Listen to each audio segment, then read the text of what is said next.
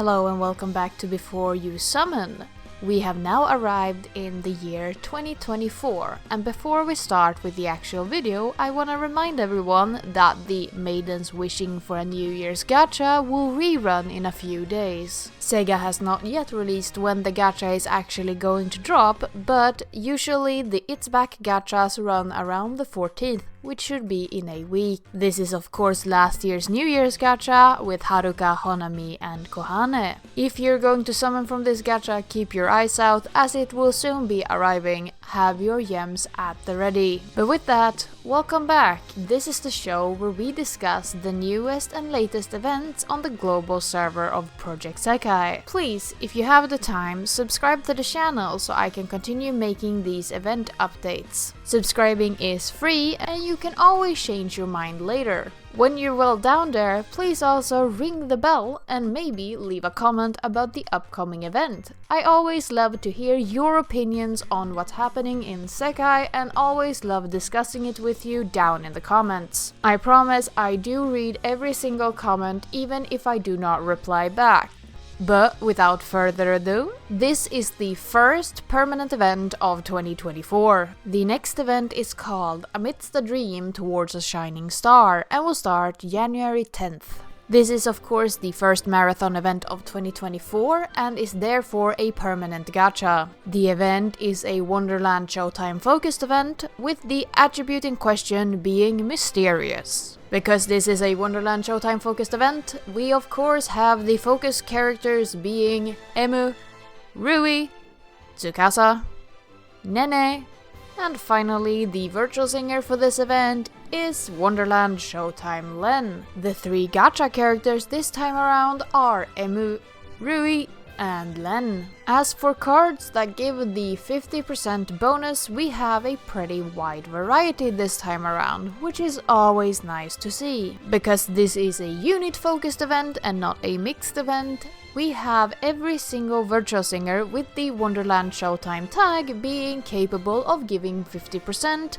granted they fill the requirement of being mysterious attribute. We have a single available 1-star in the form of Rui, and 4 available 2-stars in the form of Emu, Nene, Rui, and more impressively, this time around we have 6 available 3-stars. We have the original Tsukasa 3-star card, we have 2 available Emu 3-stars, one being from the Becoming Potatoes event and the other one coming from the 88 event. The Nene from Kamiko Festival, the Wonderland Showtime Rin 3-star card from Wonder Magical Showtime, and finally Wonderland Showtime Miku from the Let's Have the Best Summer Ever event. We also have 10 available 4-star cards, which is an impressive number, though out of these 10 available cards, 6 are limited. The Emu and the Nene from the Fluffy Dreamland Gacha, the Colorfest exclusive Nene from last year's Colorful Festival, the Tsukasa from the Gentleman Thieves Thrilling White Day event, and finally Tsukasa and Wonderland Showtime Rin from the event that just concluded, being Lion Dance. As for the permanent cards, we have the KAITO and the Tsukasa from Kamiko Festival, we have the Rui without a costume or haircut from Fluffy Dreamland, and finally the Emu from Now I Paint What I Love Rainbow Canvas event. As a bonus, we have a singular birthday card available, being Rui's from last year. We also have 4 available cards with the 40% bonus, as they are virtual singers with the virtual singer tag. The cards in question being the 1-star Rin, the Colorful Festival exclusive Miku from first year anniversary, and as per usual with mysterious events, we have the Sin of Pride available for Rin and the Sin of Gluttony available for Mako. This roster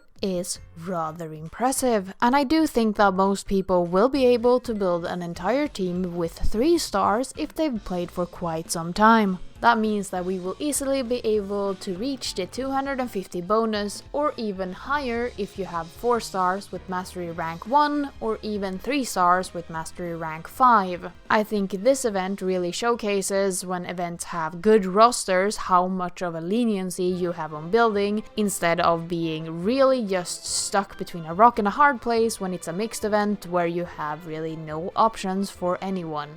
It is good to see that the first event of the year is such a high standard for event rosters. The question is though, have these cards seen use on the Japanese side if we look to their event schedule? And if you paid attention last week, you should already know the answer, but for those who are unaware, all 3 cards will see use with a 50% bonus a second time, and one of them will even see use twice. The card that will see used twice is Emu, as she is also part of the Cafe Rec lineup.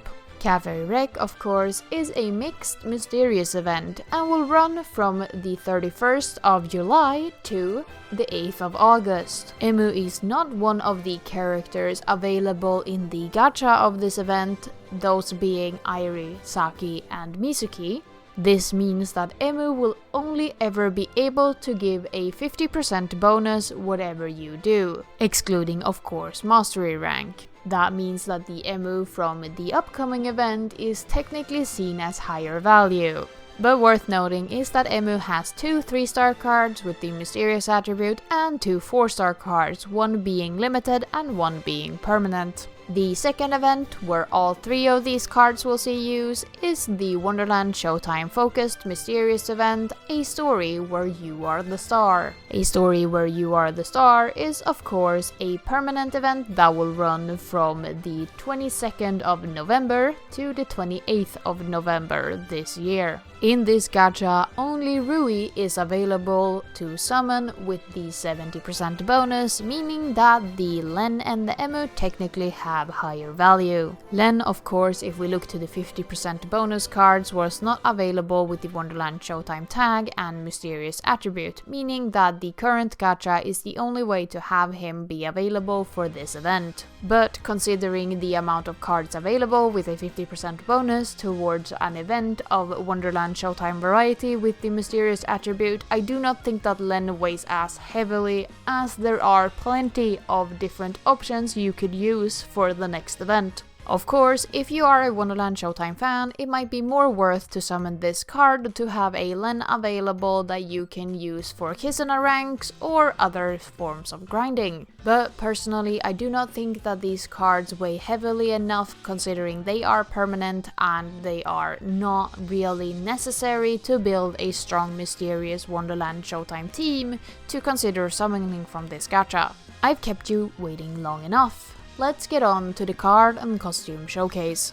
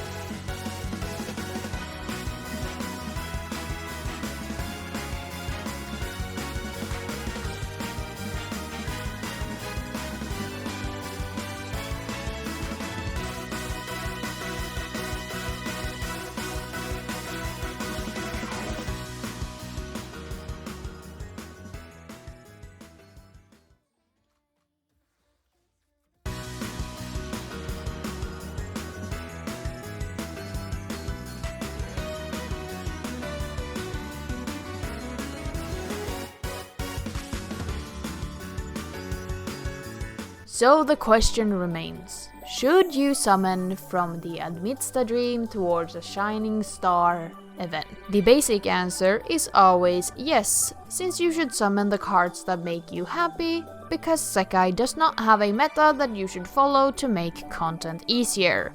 But looking at this gacha in a bit more complex of a light, I do not think that this gacha really holds the value needed to warrant summoning for 90,000 gems to guarantee getting the character you want. The Peter Pan aesthetic is super cute of this gacha, but it's also worth remembering that this is a permanent gacha, meaning that the cards will enter the pool the second this event ends. Therefore, there isn't as much of an incentive to pick up these cards instantly when the gacha becomes available, as they will always be part of the next gacha and the gacha after that for all of SEKAI's foreseeable future. The fact that there are also so many Wonderland Showtime focused mysterious cards already available feels like it weighs down the value of these cards. Especially seeing that even if the Peter Pan aesthetic is super cute, I don't personally think that these cards really slam dunk in the sense that they are really pushing the boundary or changing the aesthetic of SEKAI in a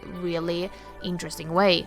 Cards from gachas like Echo My Melody, or if we look forward, Pandemonium really pushes the aesthetic of SEKAI and tries new things, and I think those cards have a more interesting value than something like this. Of course, if you do love the Peter Pan aesthetic and the Peter Pan costumes, I will not deny you the reasoning you want to summon from this event. I just want to put it in perspective that there are a lot of Wonderland Showtime mysterious cards available already, and these might not even be that useful in perspective to the ones that have already released. On top of that, Rui's next limited card in February from the Imperial Knight Gacha is also of the mysterious attribute. And it's a limited card, meaning that you could easily upgrade him to Mastery level 2 and have a 61% bonus for all foreseeable future when it comes to mysterious Wonderland Showtime events or events where Rui is part of a mixed group with the mysterious attribute. On top of that, Emu, Tsukasa and Rui will have another set of limited cards become available. Rui, as already stated, will see the first available card in the form of the Imperial Knight Gacha during White Day this year. This is followed by Emu being part of the Standing Next to the Kind and Gentle You Wedding Gacha in June. Emu in this event will be of a pure attribute. Meanwhile, Tsukasa and Rui will see use in the Pandemonium Gacha, which is part of a colorful festival, where they are the happy attribute and the focus character for the event running that time. This means that Wonderland Showtime will get a lot of cool limited cards that might see more use, as they are not the mysterious attribute, which is already an oversaturated aspect of Wonderland Showtime's card pool. Of course, you should not just summon cards because they are going to be good in event building in the future. That's not how we should play this game. Instead, you should summon the cards that make you happy. So once again, I come back to the start of this section, where I tell you that yes, you should summon these cards if they make you happy. I just want to point out that these cards are permanent and will become available through every subsequent gacha. Meanwhile, Wonderland Showtimes are getting a lot of cool limited cards that will not be available more than once and then rerun in a year, meaning that they are harder to come by and more valuable in that sense. But with that, I will not hold you any longer. Tell me in the comments if you do decide to summon from this gacha. And with that, let's get out for this week.